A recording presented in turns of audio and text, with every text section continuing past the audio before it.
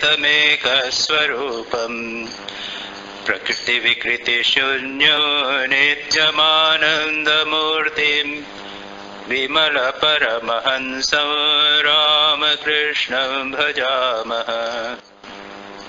यदा यदा हि धर्मस्य ग्लानिर्भवति भारत अभ्युत्थानमधर्मस्य संभवामि युगे युगे। भगवान ने कहा है कि जब जब धर्म की हानि होती है तब परित्राणाय साधूनाम, साधुओं की रक्षा के लिए, विनाशाय दुष्कृताम, दुष्कृत लोगों के नाश के लिए मैं युग युग में अवतार लेता हूं।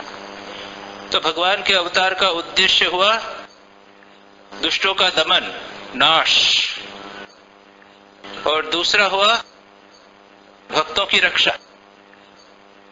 लेकिन भगवान अवतार के और भी उद्देश्य, एक उद्देश्य जहां तक हम श्री रामकृष्ण अवतार में देखते हैं, यहां पे कोई दुष्ट दमन नहीं हुआ, कोई दुष्ट का नाश नहीं हुआ।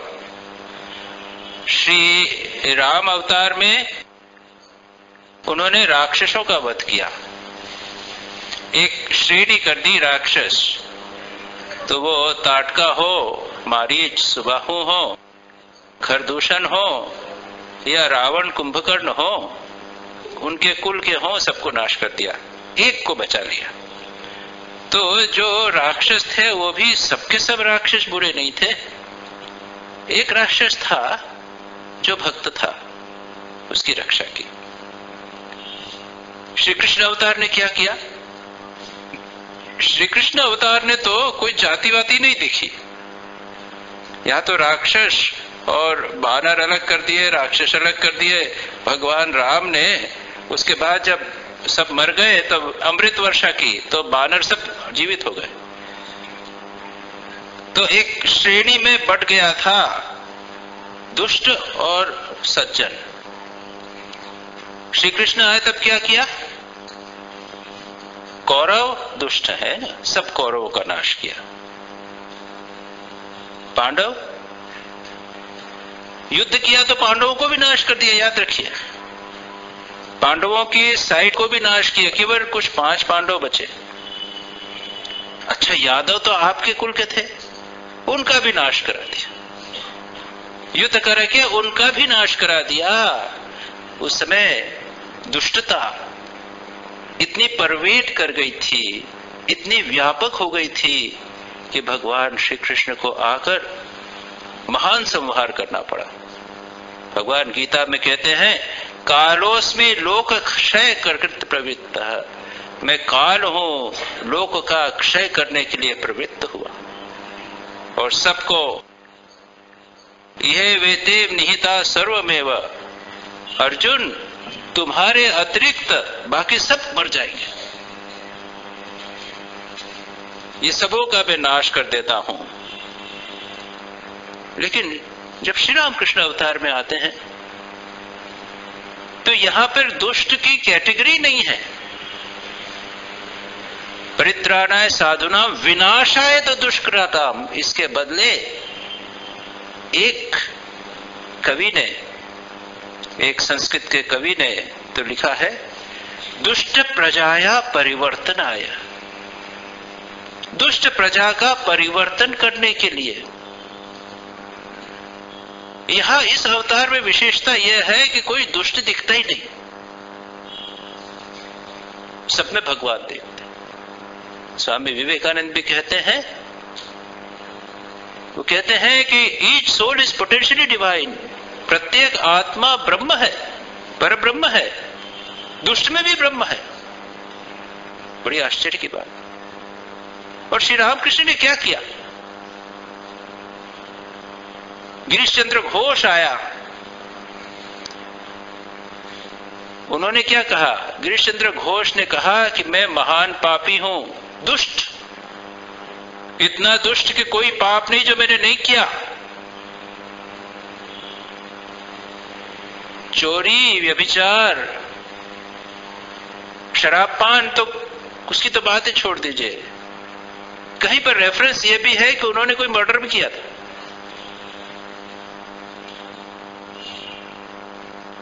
और उनके दोस्त थे दूसरे, कालीपद घोष, उसको भी कहा जाता था दाना काली, यानी दानव काली, ऐसा दुर्दांत। ये दोनों दोस्त थे, रावण विभीषण।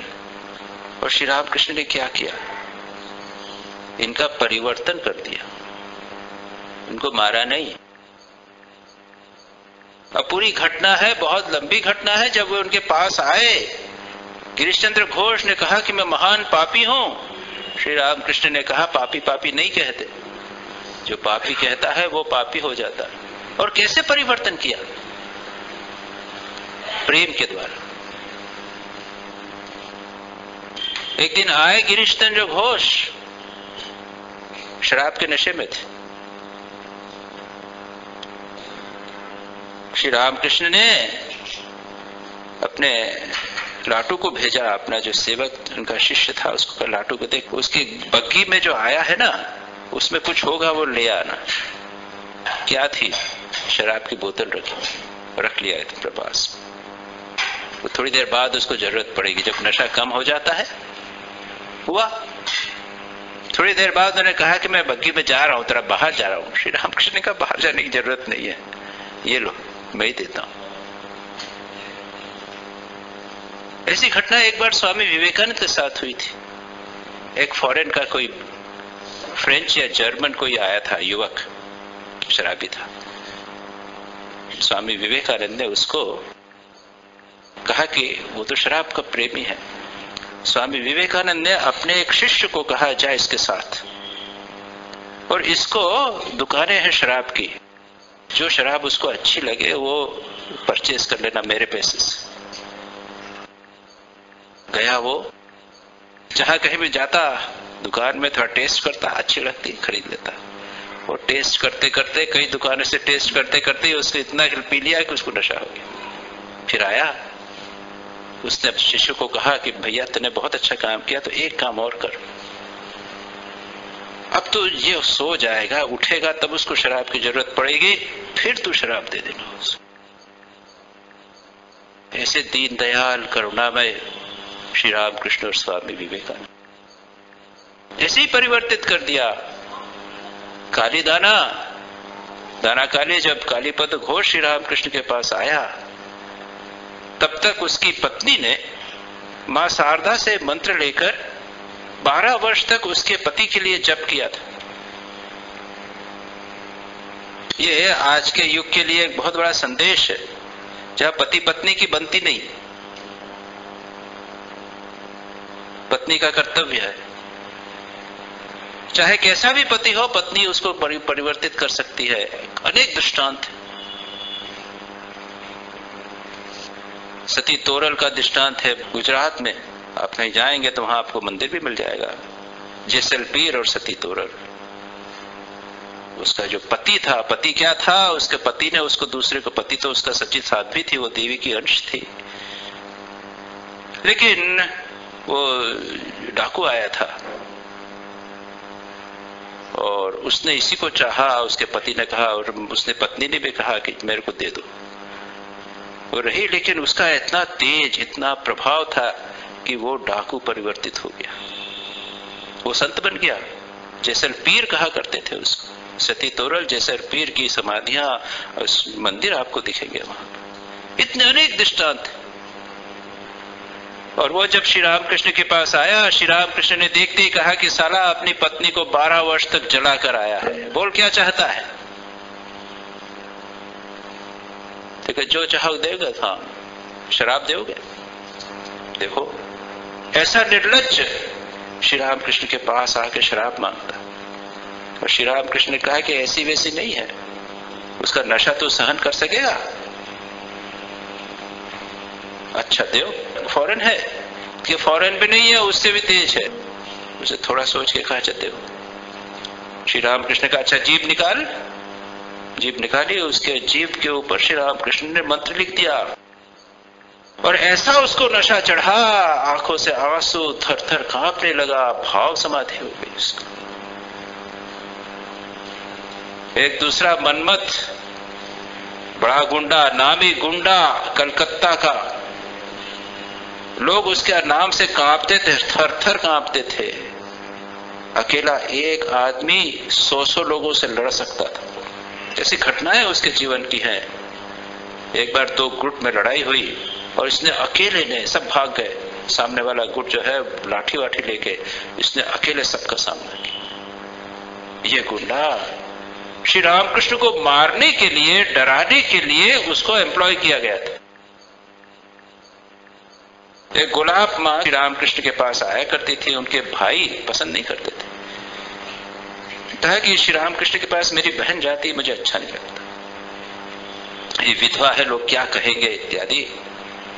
श्री रामकृष्ण एक दिन जब आए तो उसको मनमत को वहां पर तैनात कर रखा था। श्री रामकृष्ण ने उसको देखा, ओगो केमन आछो, कैसे हो, उसको कह रहा हाथ थपथपा दिया, बस उसके आंखों से आंसू सा लगे। परिवर्तित, कन्फर्म, ट्रांसफॉर्म। ये दुष्ट जना परिवर्तनाय। और कितनी वेश्याएं श्री रामकृष्ण के स्पर्श में आकर संत बन गई। एक वेश्या जा रही थी सामने से, मंदिर के सामने, वो स्नान करने आई होगी, वो जा रही थी श्री रामकृष्ण के कमरे में सामने। उनको वो जगदम्बा दिख गई, उसका नाम था रमणी।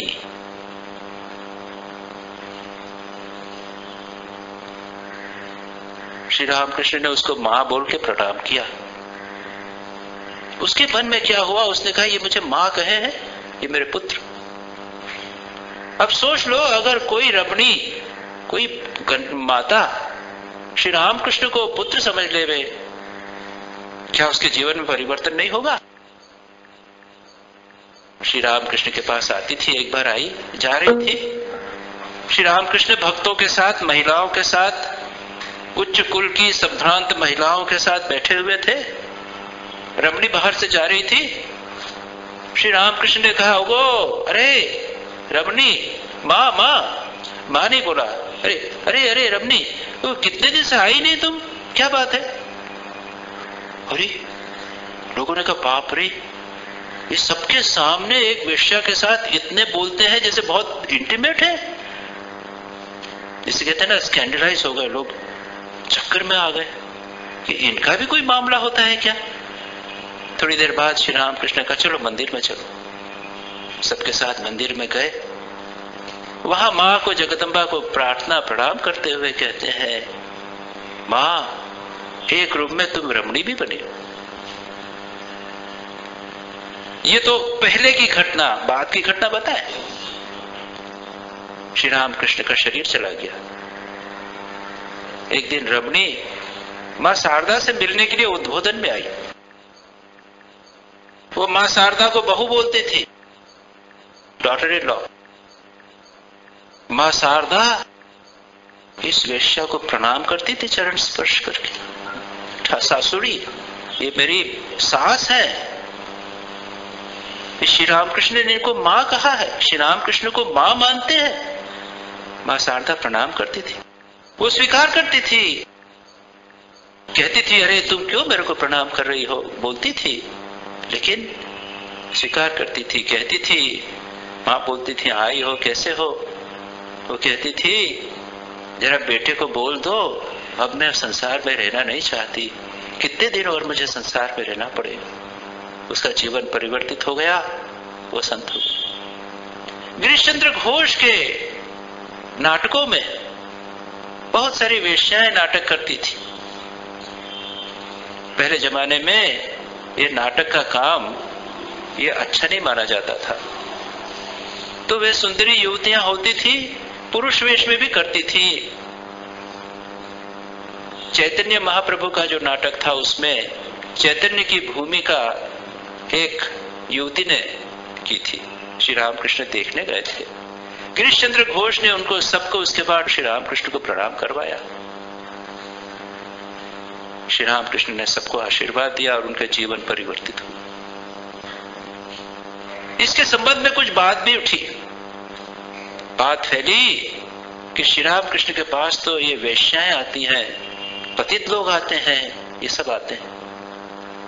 ये बात, अरे श्री राम कृष्ण तो पथभ्रष्ट हो गए हैं, ये बड़े संत हैं, उनके जीवन का तो एक नया पहलू चालू हुआ है।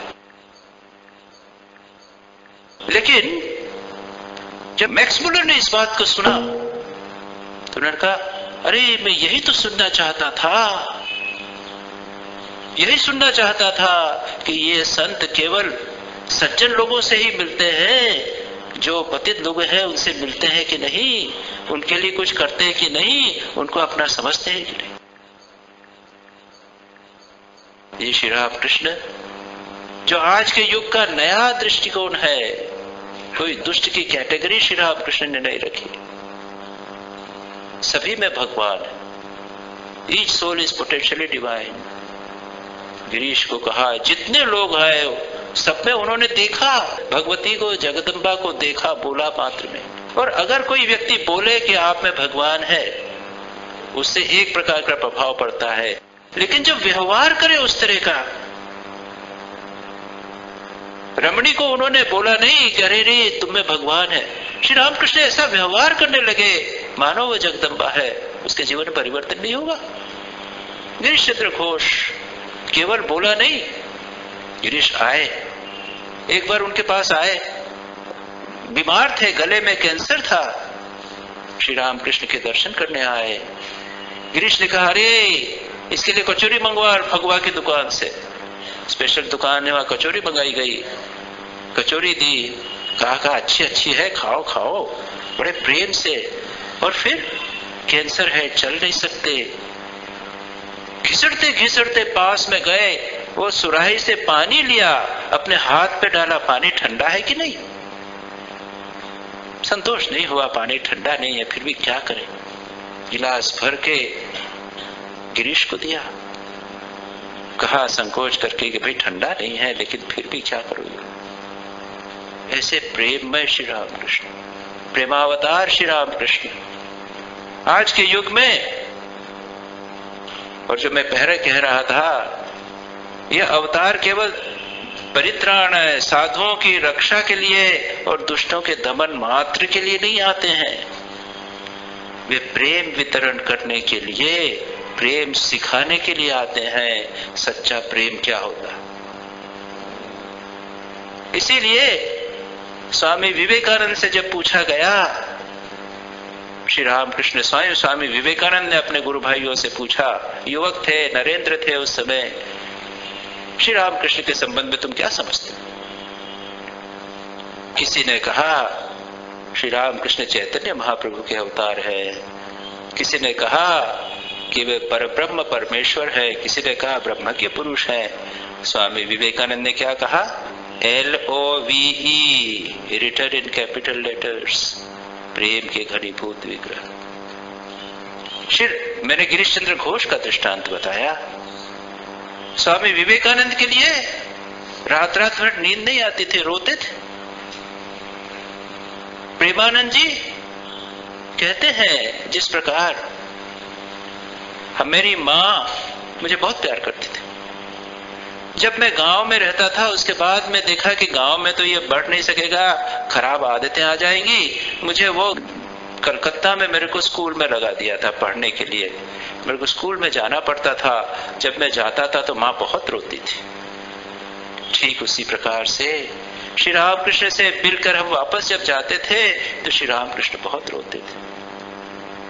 उन्होंने तो अपनी माँ को, प्रेमानंद जी स्वयं प्रेम स्वरूप थे, बहुत प्रेम वाले थे, और उन्हीं के आकर्षण से बाद में बेलूर मठ में बहुत सारे लोग आते थे, उन लोगों को खिलाते थे, कितना प्यार करते थे, कितना आदर सत्कार करते थे।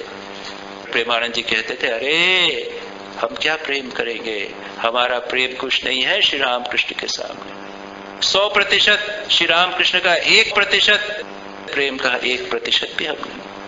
उन्होंने अपनी माँ को कह दिया कि माँ तुम क्या प्रेम करती हो, श्री रामकृष्ण हमसे तुमसे बहुत अधिक प्रेम करते हैं। माँ ने कहा, अरे तू क्या बोलता है, अरे मैं माँ हूं तेरी, माँ से अधिक कोई प्रेम करता है?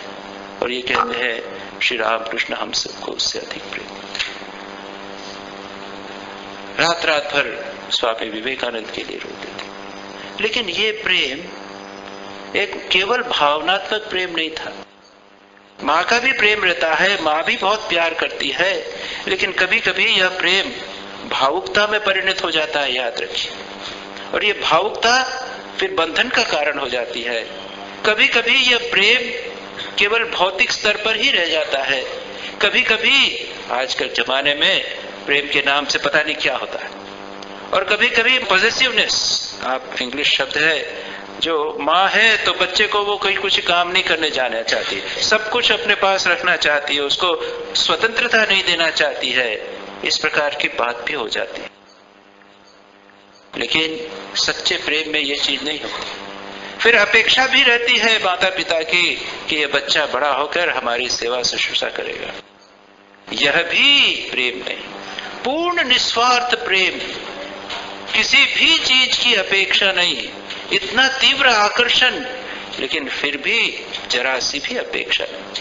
प्रेम के साथ में जो प्रेम का पात्र है उसके प्रति जिम्मेदारी का भाव, उसकी देखभाल करना और उसकी जो मनस्थिति है, उसके विशेष मानसिक बनावट है, उसकी विशिष्टता जो अपनी है, स्पेशल कैरेक्टरिस्टिक्स उस व्यक्ति की, उसको ध्यान रखना।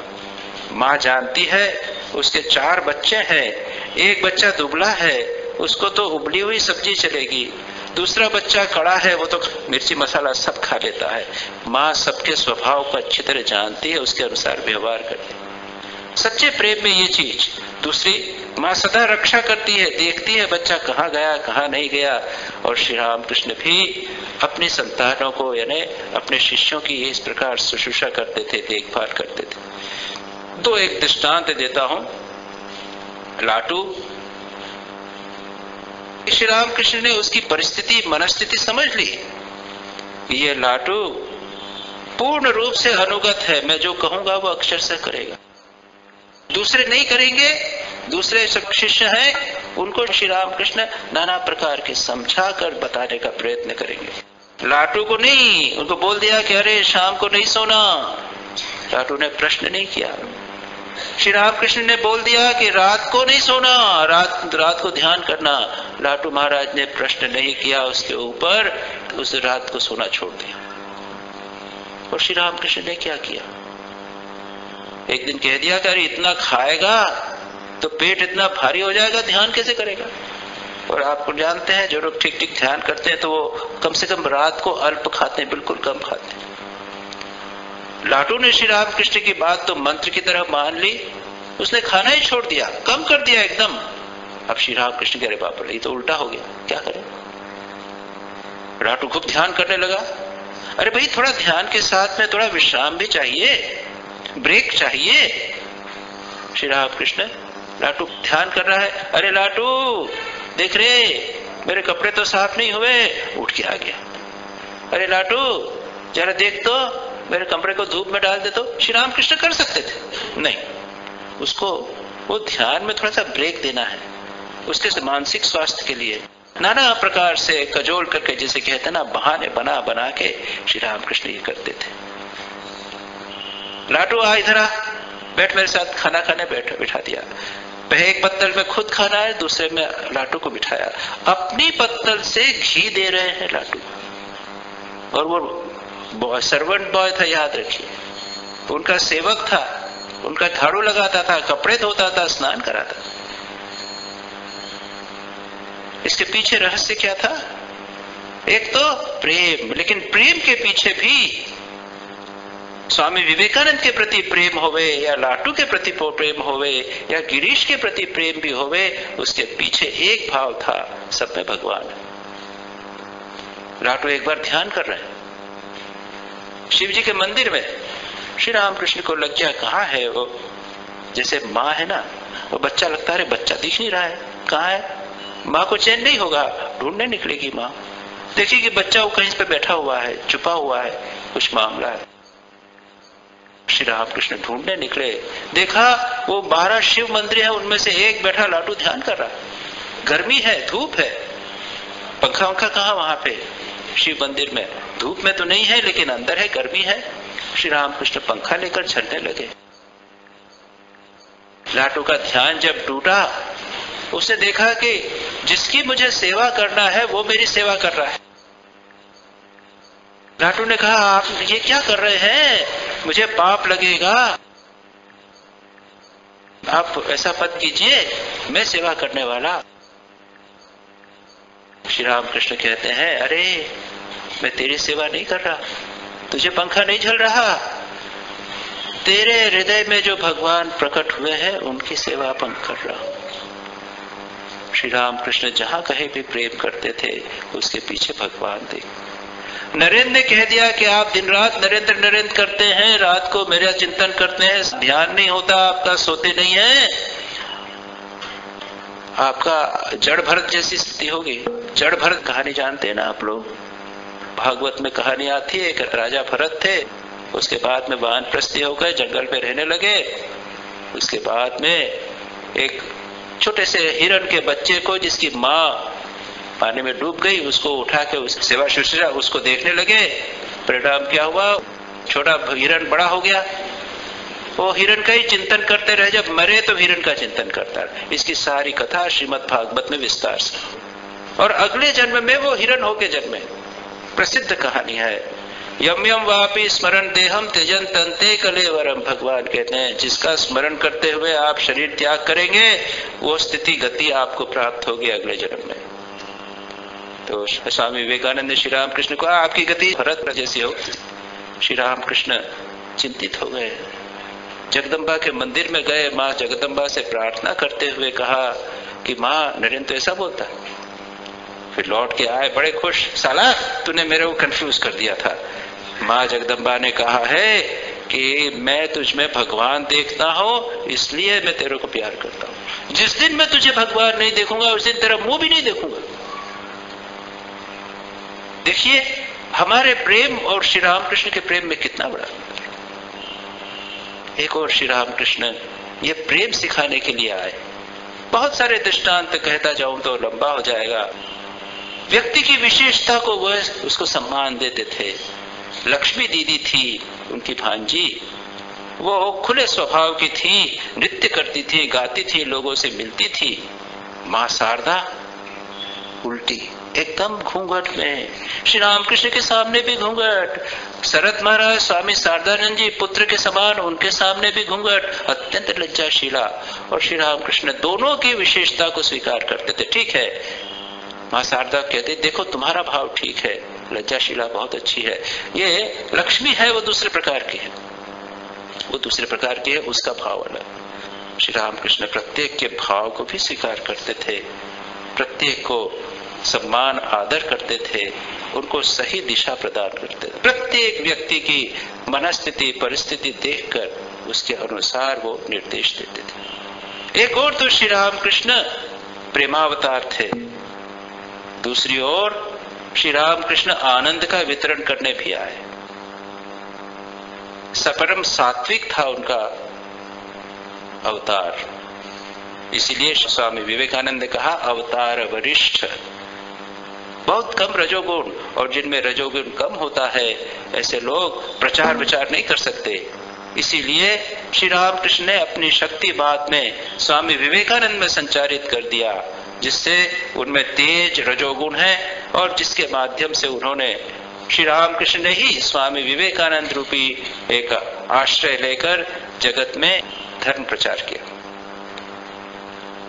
लेकिन श्री रामकृष्ण में अधिक सात्विकता का परिणाम होता है, शास्त्र कहते हैं प्रियत्व और आनंदत्व। प्रिय होता है व्यक्ति, प्रेम कर पाता है जैसा मैंने कहा, और श्री रामकृष्ण प्रिय भी थे, अत्यंत आकर्षक थे। लोग श्री रामकृष्ण के प्रति आकृष्ट होकर चले आया करते थे। बच्चे जैसे श्री रामकृष्ण के मास्टर महाशय, आप वचनामृत पढ़िए, चलो भाई चलो, पूरा आनंदमय पुरुष को देखने चलो। श्री रामकृष्ण कभी निरानंद नहीं थे। मां शारदा इतने वर्षों तक श्री रामकृष्ण की सेवा में रही, उनके निकट रही, वो कहती हैं श्री रामकृष्ण को मैंने एक दिन भी निरानंद नहीं देखा, डिप्रेस नहीं देखा। और आजकल हमारे यहाँ पे डिप्रेशन जो है ना, वो इसका एपिडेमिक पेंडेमिक जैसे बोलते हैं, वो सब सर्वव्यापी, जिसको देखो वो डिप्रेशन डिप्रेशन डिप्रेशन।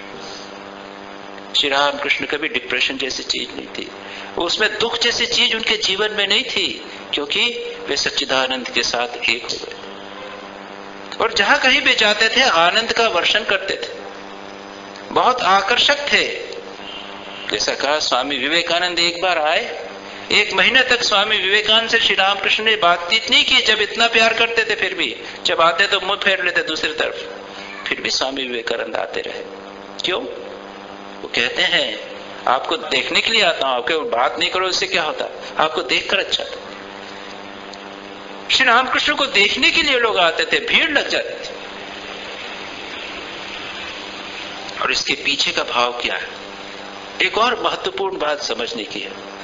हम लोग सब चाहते हैं कि हम अट्रैक्टिव बने हैं। आजकल तो नाना प्रकार से अपने को आकर्षक बनाने का, कपड़ों के माध्यम से और भी लिपस्टिक इत्यादि माध्यम से बनाने का लोग प्रयत्न करते हैं। लेकिन उसका रहस्य यह है, अगर कोई व्यक्ति प्रेम कर सकता हो, प्रेम में अगर पुरुष हो, तो उसमें आकर्षण अधिक रहता है। ये जितने संत थे उनमें ट्रिमेंडस आकर्षण।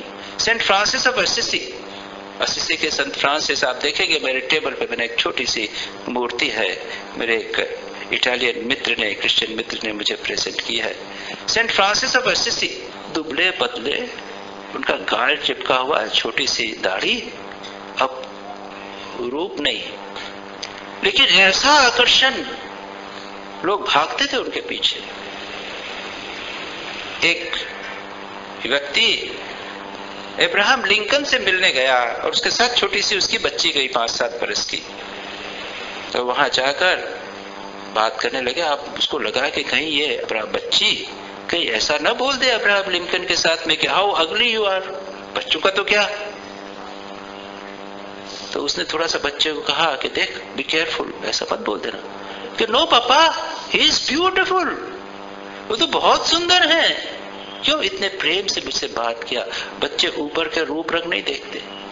ये बात श्री रामकृष्ण में, श्री रामकृष्ण दाढ़ी वाले हैं, लेकिन उस जमाने में ऐसा आकर्षण था, ऐसा प्रेम आनंद उनके चेहरे से उमड़ता था, लगता था कि मानो उनका चेहरा आनंद से भरा हुआ है, जैसे खरबूजा पूरा है वो फूटने वाला। और ये प्रेम श्री रामकृष्ण जहां कहीं भी जाते थे वितरित करते थे। प्रेम के द्वारा आनंद को भी वितरित करते थे, प्रेम को भी वितरित करते थे। जहां कहीं जाते, थोड़ी देर इधर उधर की बातें हुई, एक बार आप वचनामृत पढ़िए, कोई कुछ करता भजा और इस प्रकार के कुछ ऐसे कुछ संप्रदायों की चर्चा हुई, जो लोग अनैतिक विभिन्न प्रकार के आचरण के द्वारा साधना करते हैं। श्री रामकृष्ण ने कुछ देर बात करी, उसके बाद कहा हरे हरि हरे, अरे छोड़ो ये क्या बात है, चलो कीर्तन करें। और कीर्तन चालू, गाना चालू। वचनामृत पढ़िए, आप देखेंगे कि कीर्तन और गानों से भरा हुआ है। श्री रामकृष्ण नृत्य कर रहे हैं, आनंद कर रहे हैं, स्वयं आनंदमय पुरुष, और आनंद का वितरण सर्वत्र करते जा रहे हैं। किसी को श्री रामकृष्ण दुखी उदास नहीं देख सकते थे। बड़ी मार्मिक घटना है। एक बार योगीन माँ शारदा की नित्य संगिनी, बिल्कुल क्लोज इंटीमेट साथ में रहती थी। माँ शारदा गांव चली गई, नौका से गांव गई, जा रही है नौका से। योगेन माँ वहां किनारे पर, गंगा के किनारे बैठी हुई देखती रही। नौका धीरे धीरे धीरे जाकर अंत में जाकर जब आंखों से ओझल हो गई, तब तक योगीन माँ बैठी उस नौका को देखती रही, इतना प्यार करती थी। उसके बाद में जब आंखों से ओझल हो गई, जोर जोर से वही बैठकर रोने लगी। इधर श्री रामकृष्ण अपने कमरे में थे। उन्होंने देखा, उनको सहन नहीं हुआ कि इसको दुख हो रहा है। उन्होंने योगेन माँ को बुलाया, किसी को भेजकर बुलाया, खुद नहीं गए। श्री रामकृष्ण अपने व्यवहार में बड़े सावधान थे, याद रखिए। ऐसा कि व्यवहार नहीं करते थे कि जिससे किसी के मन में कोई प्रकार का संशय उत्पन्न। उन्होंने व्यक्ति को भेजा और को भला उसको बुला लो, तो अपने कमरे में आई और कहा कि तुमको बहुत दुख हो रहा है ना, अच्छा सुनो देखो। और श्री रामकृष्ण ने अपनी साधना के समय की बहुत सारी घटनाएं जो रिकॉर्डेड भी नहीं है, पता ही नहीं कैसी मैंने साधना की, क्या दर्शन होते थे, फिर ये किया, फिर वो किया, फिर ये किया, ऐसा उन्होंने करते रहा। और योगेन माँ बिल्कुल एकाग्र होकर, अचंभित होकर, सब कुछ भूल कर सुनती रही। कहानी जैसे सुन रही ना, बच्चे को कहानी सुनाओ, वो आंख खोल के देखता रहेगा। बहुत छटपट कर रहा है, इधर उधर जा रहा है, रो रहा है, हंस रहा है, सुनाओ तो आंख खोल कर। योगेन माँ देखती रही, उनका सारा दुख दूर। एक छोटी सी बच्ची 7-8 बरस की होगी, वो रो रही थी। क्या हुआ रे श्री राम कृष्ण, क्या हुआ रे? उसको क्या है, बड़ा मुझे एक बड़ा अच्छा लगता है, बच्चे सेंसिटिव बच्चे। उसने एक गुलाब देखा, अत्यंत सुंदर गुलाब, लेकिन उसके पास इतना बड़ा कांटा, तो रोने लग गई। अरे इतना सुंदर फूल, इतना बड़ा कांटा उसके साथ में। श्री रामकृष्ण ने कहा और बुलाया, अरे अरे क्या है रे, क्यों रोती है? ऐसा नहीं, अरे कोई बात नहीं। उसको वो बहलाने लगे, कहानी सुनाकर उसको भी शांत करने लगे। और तीसरी घटना अत्यंत मार्मिक है, संभवतः मैंने पहले भी आपको सुनाई है और मैं इसको सुनाते हुए आगाता नहीं हूं। एक भगवती दासी करके, वहां पर मंदिर में एक दासी थी, पुरानी, कई सालों थे, बूढ़ी हो गई। लेकिन जैसा कि होता है कभी कभी इस प्रकार के लोगों में जो निम्न कुल के होते हैं, उसका जवानी का जीवन ठीक नहीं था। जवानी में उसने कुछ ऐसा जीवन व्यतीत किया था। तो जो हो, अब तो बूढ़ी हो गई है, वहां पर पूजा करती थी। देखेंगे श्री रामकृष्ण वचनामृत में उसका रेफरेंस आता है। वो आती है, मास्टर महाशय पूछते हैं वहां पर कि क्या चले जाएं, अभी ध्यान करेंगे? तो कहती नहीं नहीं, आप चले जाइए, कोई चिंता की बात नहीं, ध्यान में कुछ नहीं, ये तो हमेशा ध्यान करते रहते हैं, ऐसा ऐसा वो बोलती है। एक दिन श्री रामकृष्ण लाइट मूड में थे, बैठे हुए हैं, भगवती दासी आई धूना जलाने या किस काम से। इतने में श्री रामकृष्ण मूड में थे, अच्छा कहा, अरे भगवती अब तो बूढ़ी हो गई, कुछ दिन ध्यान जब किया, भजन वजन किया, कुछ पुण्य धर्म ध्यान किया कि नहीं किया? भगवती कहती हाथ जोड़ के, अपने मुंह से क्या कहूं, मैं काशी गई हूं, काशी तीर्थ किया है।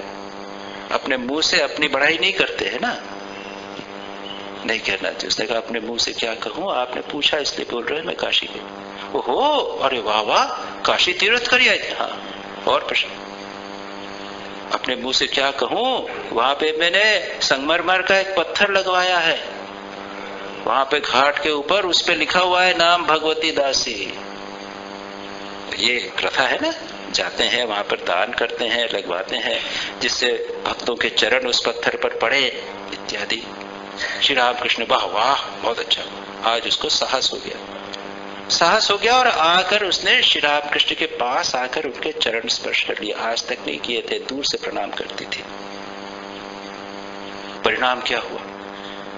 श्री रामकृष्ण परम पवित्र, याद रखिए, वो अपवित्र किसी व्यक्ति का स्पर्श सहन नहीं कर सकते थे। और जैसे ही भगवती ने छुआ, उफ, जल गया।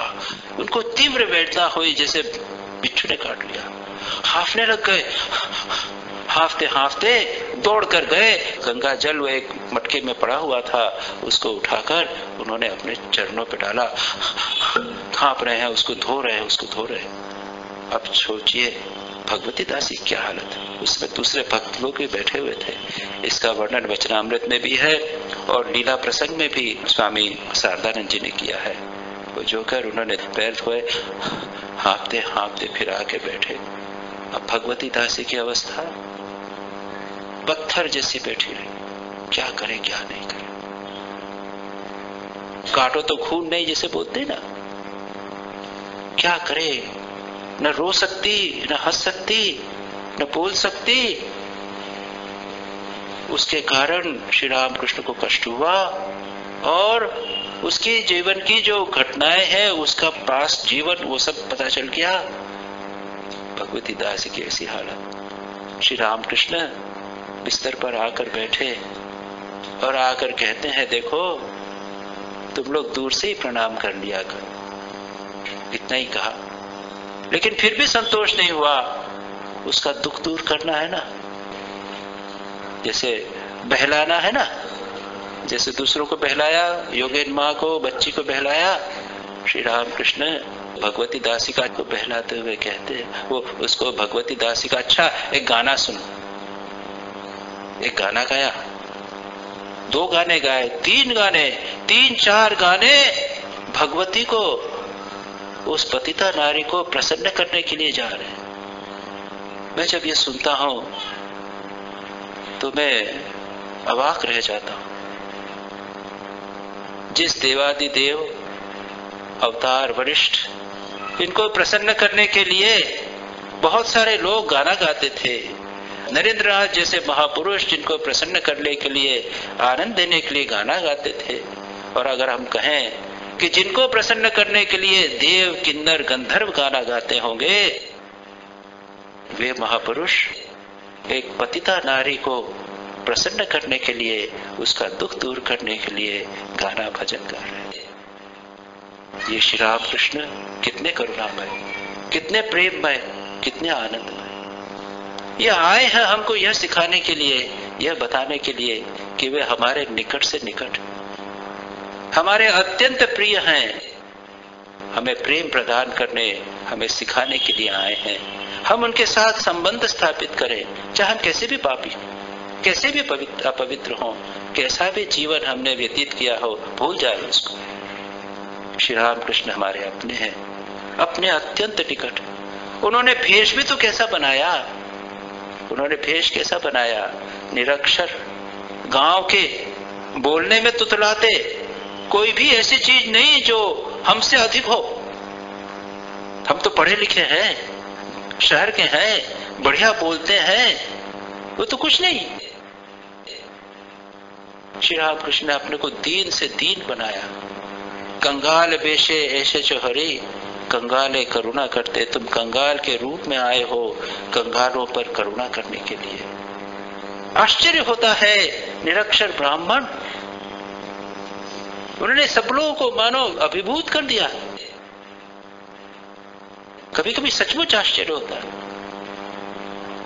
कोई पढ़े लिखे नहीं, तुतलाते, कपड़ा ठीक से नहीं पहन सकते, और केशव चंद्र सेन, ईश्वर चंद्र विद्यासागर, बड़े बड़े पंडित, रोमारोला, मैक्स मुलर, कहानी सुनकर, घटना सुनकर आश्चर्यचकित हो जाते हैं, विभोर हो जाते हैं कि ऐसा भी कोई व्यक्ति हुआ होगा। यह अवतार नहीं तो और कौन है? अवतार वरिष्ठ है, और ये आए हैं। जैसा मैंने कहा, आज हम यह समझ लें कि श्री राम कृष्ण हमारे निकट से निकटतम है, हमारी माँ से भी अधिक हमसे प्रेम करते हैं, हमारे माँ से भी अधिक निकट है। यही आज का संदेश, प्रेममय, आनंदमय श्री राम कृष्ण। उनका आनिध्यान करके हम अपने जीवन को रसमय बनाएंगे, और हमारे जीवन में जो डिप्रेशन, एंग्जाइटी इत्यादि है, इन सभी को दूर करेंगे। मेरा सुझाव है आप लोगों को, श्री राम कृष्ण वचनामृत, श्री राम कृष्ण की जीवनी, उसको पढ़िए, सुबह शाम पढ़िए, और अपने जीवन को रसमय बनाइए, आनंदमय बनाइए। निरंजनम नित्यमनंतरूपम भक्तानुकंपादृतविग्रहं वै शावतारं परमेशमीड्यं तं रामकृष्णं शिरसा नमामः।